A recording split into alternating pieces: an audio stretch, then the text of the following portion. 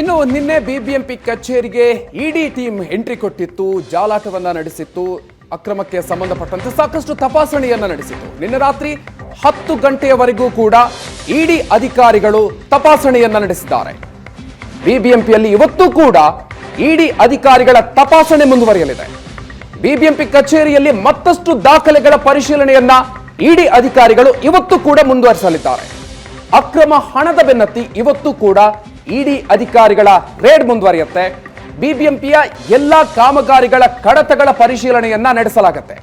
ಪ್ರಮುಖವಾಗಿ ಕೊಳವೆಬಾವಿ RO plant ಕಾಮಗಾರಿಗಳ ಪರಿಶೀಲನೆಗೆ ಸಂಬಂಧಪಟ್ಟಂತೆ, ಅದರ ಜೊತೆಗೆ ವೈಟ್ ಟ್ಯಾಪಿಂಗ್, ಗುಂಡಿ ಮುಚ್ಚುವಂತ ಕಾರ್ಯ, ಜಾಹೀರಾತು ಎಲ್ಲ ವಿಚಾರಗಳಿಗೆ ಸಂಬಂಧಪಟ್ಟಂತೆ ದಾಖಲೆಗಳ ಪರಿಶೀಲನೆಯನ್ನ ನಡೆಸ್ತಾ ಇದೆ. 2014ರಿಂದ 2024ರ ಅವಧಿಯ ಬಿಲ್ಗಳಿಗೆ ಸಂಬಂಧಪಟ್ಟಂತಹ ಸಂಪೂರ್ಣ ಮಾಹಿತಿಗಳನ್ನು ಪರಿಶೀಲನೆ ಮಾಡ್ತಾ ಇದೆ. ಬಿಬಿಎಂಪಿ ಹಣಕಾಸು ವಿಭಾಗದಲ್ಲಿ ಲೋಪ ಕಂಡು ಬಂದಿದೆ. ಹಣಕಾಸು ವಿಭಾಗದ ಬ್ಯಾಂಕ್ ಬ್ಯಾಲೆನ್ಸ್ ಶೀಟ್ ಅನ್ನ ಪರಿಶೀಲನೆ ನಡೆಸಲಾಗಿದೆ. ಕೆಲ ಕಾಮಗಾರಿ ಆಗದೆ ಬಿಲ್ ಪಾವತಿ ಆಗಿರುವ ವಿಚಾರಕ್ಕೆ ಸಂಬಂಧಪಟ್ಟಂತೆ ಕೂಡ ಈ ತಪಾಸಣೆಯ ಸಂದರ್ಭದಲ್ಲಿ ಮಾಹಿತಿ ಲಭ್ಯ ಆಗಿದೆ. ಬಿಬಿಎಂಪಿಯ ಎಲ್ಲಾ ಕಾಮಗಾರಿಗಳ ಕಡತಗಳನ್ನು ಇದೀಗ ಪರಿಶೀಲನೆ ಮಾಡ್ತಾ ಇದೆ. ಹಣಕಾಸು ವಿಭಾಗದ ಬ್ಯಾಂಕ್ ಬ್ಯಾಲೆನ್ಸ್ ಶೀಟ್ಗಳನ್ನು ಕೂಡ ತಪಾಸಣೆ ನಡೆಸಲಾಗ್ತಾ ಇದೆ. ಸೊ ಈ ಸಂದರ್ಭದಲ್ಲಿ ಪ್ರಮುಖವಾಗಿ ಲೋಪ ಆಗಿರೋದು ಕಂಡು ಬಂದಿದೆ. ಈ ಬಗ್ಗೆ ಹೆಚ್ಚಿನ ಡೀಟೇಲ್ಸ್ ಅನ್ನ ಕೊಡ್ತಾರೆ ನಮ್ಮ ಪ್ರತಿನಿಧಿ ರಕ್ಷಾ ಸಂಪರ್ಕದಲ್ಲಿದ್ದಾರೆ. ರಕ್ಷಾ, ಬಿಬಿಎಂಪಿ ಕಚೇರಿಯಲ್ಲಿ ನಿನ್ನೆ ಇಡಿ ಅಧಿಕಾರಿಗಳು ದಾಳಿ ನಡೆಸಿ ಅಲ್ಲಿ ಈಗ ಪರಿಶೀಲನೆ ಮುಂದುವರೆದಿದೆ. ಹಲವು ದಾಖಲೆಗಳ ಪರಿಶೀಲನೆ ನಡೆಸ್ತಾ ಇದ್ದಾರೆ. ಒಂದಷ್ಟು ಏರುಪೇರು ಕೂಡ ಕಂಡು ಬಂದಿದ್ದು, ಅದರ ಬಗ್ಗೆ ಕೂಡ ಈಗ ದಾಖಲೆಗಳ ಪರಿಶೀಲನೆ ಆಗ್ತಾ ಇದೆ. ಸದ್ಯಕ್ಕೆ ಏನೆಲ್ಲ ಇನ್ಫಾರ್ಮೇಶನ್ ಸಿಗ್ತಾ ಇದೆ, ಯಾವ ತರ ಅಧಿಕಾರಿಗಳು ಜಾಲಾಡ್ತಾ ಇದ್ದಾರೆ? ಶ್ವೇತಾ, ಭ್ರಷ್ಟರ ಕೂಟ ಅಂತಾನೆ ಕರೆಯಲಾಗುವಂತಹ ಬಿಬಿಎಂಪಿಗೆ ನಿನ್ನೆಯಿಂದಲೂ ಕೂಡ ಇಡಿ ಅಧಿಕಾರಿಗಳು ದಾಳಿಯನ್ನು ನಡೆಸಿದ್ರು. ಬಿಬಿಎಂಪಿಯ ಹಲವಾರು ಇಂಜಿನಿಯರ್ಸ್ಗಳನ್ನ, ಎಸ್ಪೆಷಲಿ ಹೇಳ್ಬೇಕಂದ್ರೆ ಪ್ರಾಜೆಕ್ಟ್ ಇಂಜಿನಿಯರ್ ಚೀಫ್ ಇರ್ಬೋದು, ಹಾಗೆ ರಾಜಕಾಲುವೆ ಇಂಜಿನಿಯರ್ ಚೀಫ್, ಹಾಗೆ ರೋಡ್ ಹಾಗೂ ಕನ್ಸ್ಟ್ರಕ್ಷನ್ ನೋಡ್ಕೊಳ್ಳುವಂತಹ ಇಂಜಿನಿಯರ್ ಚೀಫ್ಗಳು ಎಲ್ಲರನ್ನೂ ಕೂಡ ಕರೆಸಿ ಇಡಿ ಅಧಿಕಾರಿಗಳು ಇದೀಗ ತನಿಖೆಯನ್ನು ನಡೆಸ್ತಾ ಇರ್ತಕ್ಕಂಥದ್ದು.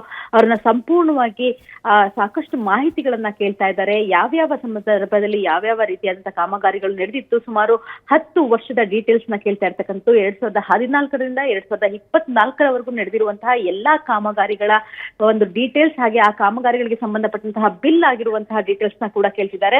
ಎಸ್ಪೆಷಲಿ ಹೇಳ್ಬೇಕಂತಂದ್ರೆ ಹಣಕಾಸು ವಿಭಾಗದಲ್ಲಿ ಲೋಪದೋಷಗಳು ಕಂಡು ಬಂದಿದೆ ನಿನ್ನೆ ಒಂದು ದಿನದಲ್ಲಿ ಅವರು ಮಾಡಿರುವಂತಹ ತನಿಖೆಯ ವಿಚಾರವಾಗಿ. ಸೊ ಹಾಗಾಗಿ ಆ ಹಣಕಾಸು ವಿಭಾಗದಲ್ಲಿ ಆಗಿರುವಂತಹ ಏರುಪೇರುಗಳನ್ನ ಬಗ್ಗೆಯೂ ಕೂಡ ಇವತ್ತು ಡೀಟೇಲ್ಸ್ ನ ಸಂಗ್ರಹ ಮಾಡ್ತಾ ಇದ್ದಾರೆ. ಯಾವೆಲ್ಲ ಕಾಮಗಾರಿಗಳು ನಡೆದೇನೆ ಕೂಡ ಸಾಕಷ್ಟು ಹಣ ಬಿಡುಗಡೆ ಆಗಿರುವಂತಹ ಶಂಕೆಯನ್ನ ಕೂಡ ಇಡಿ ಅಧಿಕಾರಿಗಳು ವ್ಯಕ್ತಪಡಿಸಿರ್ತಕ್ಕಂಥದ್ದು.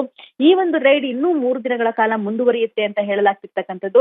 ಯಾಕಂತಂದ್ರೆ ಇಡಿ ಅಧಿಕಾರಿಗಳು ಕೇಳ್ತಾ ಇರೋದು ಯಾವುದೋ ಒಂದು ಕಾಮಗಾರಿಯ ಅಥವಾ ಒಂದು ಹಗರಣದ ಒಂದು ತನಿಖೆಯಲ್ಲ, ಹಣಕಾಸಿನ ಒಂದು ಮಾಹಿತಿಯಲ್ಲ, ಸಂಪೂರ್ಣವಾಗಿ ಬಿಬಿಎಂಪಿಯಲ್ಲಿ ನಡೆಯುವಂತಹ ಎಲ್ಲಾ ಕಾಮಗಾರಿಗಳ ಒಂದು ತನಿಖೆಯನ್ನ ಕೈಗೆತ್ತಿಕೊಂಡಿದ್ದಾರೆ ಅಂತಾನೆ ಹೇಳ್ಬೋದು. ಹಾಗಾಗಿ ಅಕ್ರಮ ಹಣ ಸಂಗ್ರಹಣೆ ಆಗ್ತಾ ಇದೆ, ಬಿಬಿಎಂಪಿಯಿಂದ ಅಕ್ರಮ ಹಣ ಬೇರೆ ಕಡೆಗೆ ಸಂದಾಯ ಆಗ್ತಾ ಇದೆ ಅನ್ನುವಂತಹ ಡೌಟ್ ಕೂಡ ಇಡಿ ಅಧಿಕಾರಿಗಳಿಗೆ ಇರ್ತಕ್ಕಂಥದ್ದು. ಹಾಗಾಗಿ ಅಕ್ರಮ ಹಣದ ಬೆನ್ನತ್ತಿ ಇಡಿ ಅಧಿಕಾರಿಗಳು ಇದೀಗ ಬಿಬಿಎಂಪಿ ಬಾಗಿಲಿಗೆ ಬಂದು ನಿಂತಿದ್ದಾರೆ.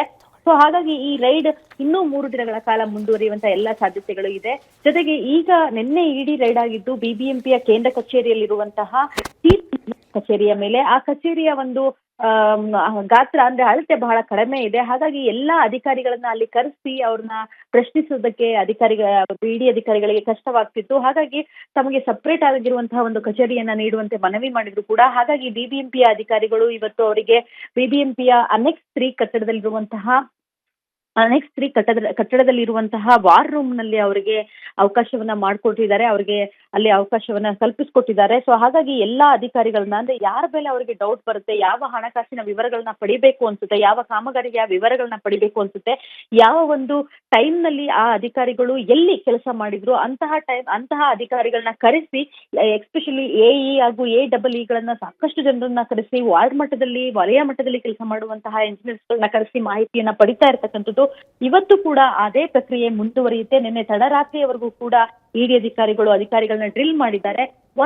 ಒಂದು ತರದಲ್ಲಿ ಹೇಳ್ಬೇಕು ಅಂತಂದ್ರೆ ಇಡಿ ಅಧಿಕಾರಿಗಳು ಅಂಬಿಕಾಪತಿಯವರ ಮನೆಯಲ್ಲಿ, ಅಂದ್ರೆ ಕಳೆದ ವರ್ಷ ಅಂಬಿಕಾಪತಿಯವರ ಮನೆಯಲ್ಲಿ 42 ಕೋಟಿ ಹಣ ಸಿಕ್ಕಿತ್ತು ತೆಲಂಗಾಣ ಎಲೆಕ್ಷನ್ ನಡೆಯುವಂತಹ ಸಂದರ್ಭದಲ್ಲಿ. ಸೊ ಆ ಸಂದರ್ಭದಲ್ಲಿ ಸಿಕ್ಕಿದಂತಹ ಹಣದ ಬಂದಿದ್ದಾರೆ. ಸೊ ಅದನ್ನ ಅಕ್ರಮವಾಗಿ ಸಂಗ್ರಹಿಸಲಾಗಿತ್ತು ಅಂತಕ್ಕಂಥದ್ದು. ಜೊತೆಗೆ ಆ ಅಕ್ರಮ ಹಣ ಹಣದ ಮೂಲ ಬಿಬಿಎಂಪಿಯಿಂದ ಬಂದಂತಹ ಬಿಬಿಎಂಪಿ ಗುತ್ತಿಗೆದಾರರದ್ದು ಅನ್ನುವಂಥದ್ದು ಅವರ ಒಂದು ಡೌಟ್ ಆಗಿದೆ. ಅದಕ್ಕೆ ಸಂಬಂಧಪಟ್ಟ ದಾಖಲೆಗಳನ್ನ ಕಲೆಕ್ಟ್ ಮಾಡುವ ನಿಟ್ಟಿನಲ್ಲಿ ಇವತ್ತು ಕೂಡ ಇಡಿ ದಾಳಿ ಬಿಬಿಎಂಪಿಯಲ್ಲಿ ಮುಂದುವರಿಯಲಿದೆ. ಶ್ವೇತಾ, ಥ್ಯಾಂಕ್ ಯು ರಕ್ಷಾ, ನಿಮ್ಮೆಲ್ಲ ಡೀಟೇಲ್ಸ್ಗೆ.